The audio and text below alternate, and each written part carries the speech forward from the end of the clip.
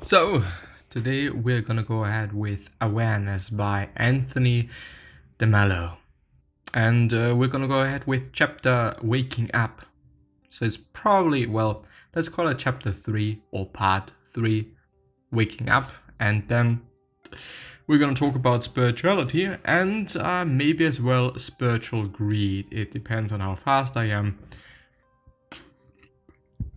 and how well things work today. Anyway, you want to wake up. You're putting on a great act and you don't even know it. You think you're being so loving. Ha! Whom are you loving? Even if your self-sacrifice gives you a good feeling, doesn't it? I'm sacrificing myself. I'm living up to my ideal. But you're getting something out of it. But you're getting something out of it, aren't you? You're always getting something out of everything you do until you wake up. The first thing I want you to understand is if you really want to wake up, is that you don't want to wake up. The first step to waking up is to be honest enough to admit to yourself that you don't like it. You don't want to be happy. It is difficult. And sometimes I also think, being in this mad mood, and always being in a, shitty mood and always being the angry person, the villain, it is very easy, I do not have to just, use my energy up for trying to be happy and trying to be just nice and trying to be whatever. Like, to some degree, I gotta have to agree, I don't want to be happy. Even if it just sounds stupid. And maybe this is even the way to go. Like, not trying to be happy, to be happy. Anyway, the second step is a readiness to understand, to listen, to challenge your whole belief system. Not just your religious beliefs, your political beliefs, your social beliefs, your psychological beliefs, but all of them. Understand that maybe you've got the wrong ideas, and it is these ideas that are influencing your life and making it the mess that it is and keeping you asleep. Ideas about love, ideas about freedom, ideas about happiness, and so forth.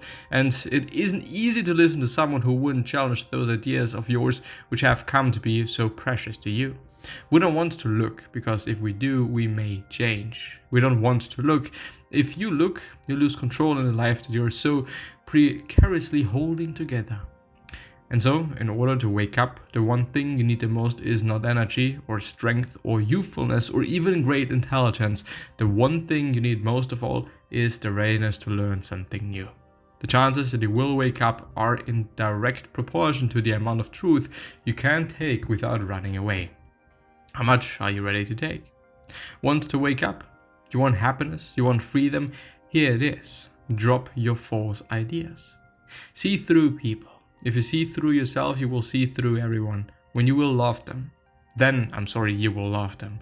Otherwise, you spend the whole time grappling with your wrong notions of them, with your illusions that are constantly crashing against reality. Enlightenment, wake up. When you're ready to exchange your illusions for reality, when you're ready to exchange your dreams for facts, that is the way you find it all. That is where life finally becomes meaningful, life becomes beautiful. That is what enlightenment is. Like when someone tells you, there is nothing you can do about it. You say, there is. I can wake up. All of a sudden, life is no longer the nightmare that it has seemed. Wake up. Part of waking up is that you live your life as you see fit, and understand this is not selfish. The selfish thing is to demand that someone else live their life as you see fit. That is selfish. It is not selfish to live your life as you see fit. Nobody was mean to you. Somebody was mean to you, mean to what he or she thought was you, but not to you. Nobody ever rejects you. They're only rejecting what they think you are. But that cuts both ways. Nobody ever accepts you either. Until people come awake, they are simply accepting or rejecting their image of you. They're fashioned an image of you and they're rejecting or accepting that. See how devastating it is to go deeply into that. It is a bit too liberating. But how easy it is to love people when you understand this. How easy it is to love everyone when you don't identify with what they imagine they are. It becomes easy to love them, to love everybody. Well, yeah, people do have just a certain picture of who I am. And this may or may not be me. And this becomes quite clear when you're talking to people and when they talk about their thoughts about you, when it comes to teachers, and them being like, I always thought you were those very hardworking person, and whatnot, but indeed, this is just not the case, this is just how things seemed to be for this person, period. And that is quite it, this is just their picture, their point of view. It's not yours, it's not what reality really is like. And I think this is just the thing we need to do as well. Seeing what reality indeed is. And, well, as he before was talking about, it probably is all about observing things and questioning things. Okay, do I really have to do this? Is this really meant in this way? Should I really be doing this, And by questioning your whole life, I guess one can come to a certain conclusion, and or I think that you could just also fashion a certain picture of your life that you like, and period, and also of yourself. If it is the reality or not, well, does it matter? Not really. Do you know one sign that you have woken up? It is when you're asking yourself, am I crazy, or are all of them crazy? It becomes increasingly interesting, but I still don't grasp fully what what the whole thing is all about. Anyway, so it's like, I do understand that it might be a very complicated topic to talk about, and one actually can't describe it in words, which may or may not, I'm not quite sure, be something that he has also said, that it is just something that you can't verbalize.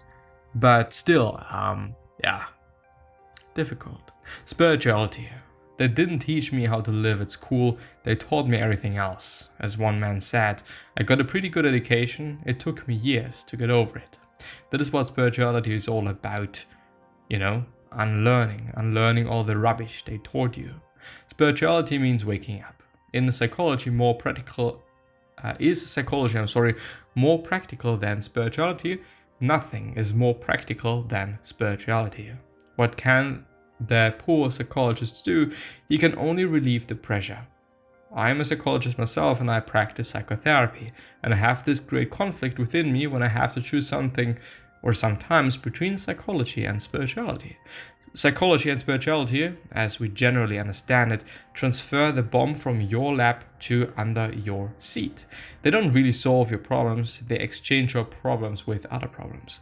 Has that ever struck you? You had a problem, now you exchange it for another one. It's always going to be that way until we solve the problem called you. When I speak to Hindus, I tell them, your priests are not going to be happy to hear this. Notice how prudent I am this morning, but God would be much happier, according to Jesus Christ, if you were transformed than if you worshipped. He would be much more pleased by your loving than by your adoration. And when I talk to Muslims, I say, your Ayatollah. Is this, I just know Allah, or Allah, I guess, I'm not quite sure. Might also not be, well, might be Arab, and the same thing, anyway. And your mullahs are not going to be happy to hear this, but God is going to be much more pleased by your being transformed into a loving person than by saying, Lord, Lord. It's infinitely more important than you be waking up. That you be waking up. That is spirituality, that is everything. If you have that, you have God. When you worship in spirit and truth, quote unquote, when you become love, when you are transformed into love. Spiritual greed. When you attain and when you are aware, increasingly you will not be bothered about labels like awake or asleep. One of my difficulties here is to arouse your curiosity, but not your spiritual greed. Let's come awake. It's going to be wonderful. After a while, it doesn't matter. One is aware because one lives. The unaware life is not worth living, and you will leave pain to take care of itself. Are you going to substitute one greed, a spiritual greed, for the other greed? Before you had a worldly ego, and now you've got a spiritual ego, but you've got an ego all the same, a refined one and one more difficult to cope with. When you renounce something, you are tied to it. Note, I've also seen this called spiritual narcissism. Some people see awareness as a high point, a plateau, beyond experiencing every moment as it is. That is making a goal out of awareness, but with true awareness, there is nowhere to go, nothing to achieve. How do we get to this awareness? Through awareness. When you people say they really want to experience every moment, they are really talking awareness, except for that quote-unquote wanting. You don't want to experience awareness, you do or you don't. When someone is, well, this is actually a pretty good point, When someone is, and well, you can want it, but probably when you want it, you're not doing it. So indeed, yes, in the end, it boils down to you are doing it or you aren't. When someone is anxious about being aware all the time, you can spot the mild anxiety that wants to be awake to find out if they are really awake or not. That is part of asceticism, not awareness. It sounds strange in a culture where we have been trained to achieve goals, to get somewhere, but in fact, there is nowhere to go because you're already there. The Japanese have a nice way of putting it. The day you cease to travel, you will have arrived. Your attitude should be, I want to be aware. I want to be in touch with whatever is and let whatever happens happen. If I'm awake, fine. If I'm asleep, fine. The moment you make a goal out of it and attempt to get it, you're seeking ego glorification, ego promotion. You want the good feeling that you've made it. When you do make it, you won't know. We must always be aware of making worship just another distraction from the important businesses of life. And living doesn't mean working in government or being a businessman or performing great acts of charity. That isn't living. Living is to have dropped all the impediments and to live in the present moment with freshness. Maybe I should actually read the book, the full one. Might definitely be worth doing, I guess. As it probably is for quite everyone. While probably knowing that it isn't easy to read, it's not easy to go through, maybe not easy to grasp, and certainly not easy to work with, but one can try, at least. Ignorance, fear, conflict, and evil.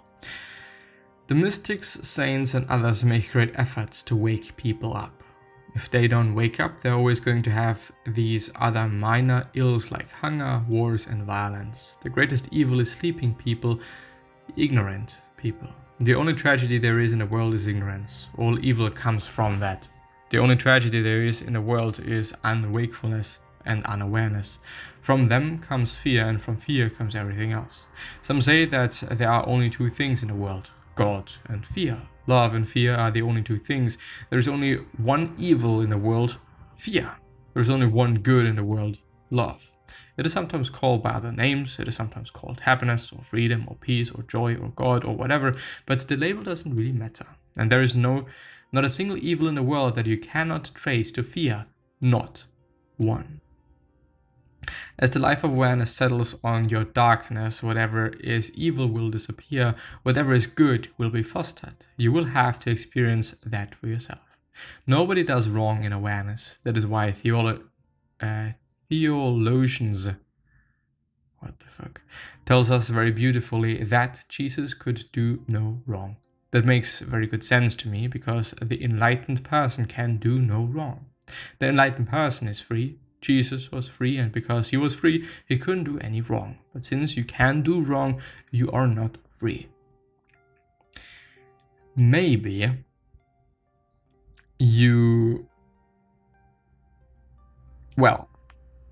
one could say, if I'm killing somebody, is this wrong? Well, certainly, according to law, it is wrong. Is it fully entirely by nature wrong? No, it isn't. You know? And this kind of leads to a thought like, am I crazy or are they crazy? According to this, with this example, I'd say I'm crazy, because, well, I understand it, I know it, but I also know at the same time that, well, when we would start killing each other again, for fun or whatever, humanity wouldn't last that long. On one hand, good, decreasing the population. On the other hand, like fear, a ton of fear. There is a difference between knowledge and awareness, between information and awareness. I just said to you that one cannot do evil in awareness, but one can do evil in knowledge or information when you know something is bad.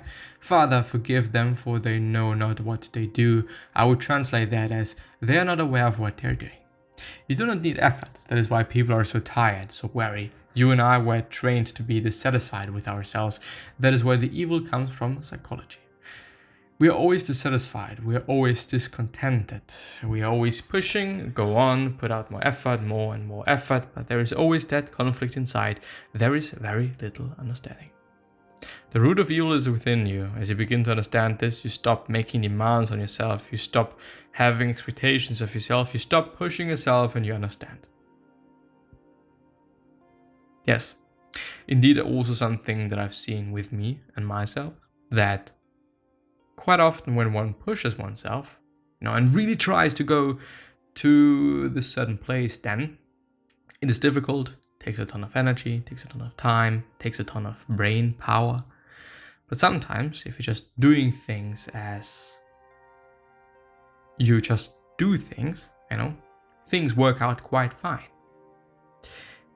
And we, by living in a certain world that we constructed, can let things seem quite dangerous, bad, negative, whatever you want to call it, just through imagination. And by thinking about it as something bad, something evil, we just often create things. We often create our boundaries, our own boundaries, and well, I do want to underline there is certain physical limitations that we just have. Some of us are not going to be NBA professional players. It's just not going to be the case. Maybe, one could specify that. You could be a professional basketball player, maybe in some other league, maybe even in the NBA if you really train hard. And if it is the only thing you can focus on and will focus on for the next 10 years, maybe you'll get there. Who knows? I don't know. But it really depends on your genetics, really depends on who you are, really depends on your, genetics in terms of height, by the way, and also athleticism. If you're just not an athlete, you're gonna have a really, really, really hard time. Don't necessarily want to say that you're never gonna get there, but I don't know if one can bring up the effort to do so. Anyway, do you know where wars come from? Came from projecting outside of us the conflict that is inside. Show me an individual in whom there is no inner self-conflict, and I'll show you an individual in whom there is no violence. There will be effective, even hard action in him, but not hatred. You don't need conscience when you have consciousness. You don't need, or is it conscience? I don't fucking know. Sense of right and wrong. When you have sensitivity, you're not violent, you're not fearful. A Jesuit once wrote a note to Father Arup, so Arrupe, his superior general, asking him about the relative value of communism, socialism, and capitalism. Father Arup gave him a lovely reply. He said, "A system is about as good or as bad as the people who use it. People with golden hearts would make capitalism or communism or socialism work beautifully." Which leads to one saying, okay, I think that capitalism is good. At this point in time, one has to reevaluate things. Are those people that are practicing capitalism, which is, by the way, just a word, that describe something. Are they practicing it in a good way? Do I like that? You know, which entirely is up to those people that are doing that. And it is just a label once again. Like, I'm also white. It's just a color, a word that we made up a few years ago. You know, maybe a few hundred, maybe a few thousand. I don't actually know. Years ago. It's just a label. Like things. I don't know. Like it's interesting. Anyway, gonna end the episode there. See you soon. Bye bye.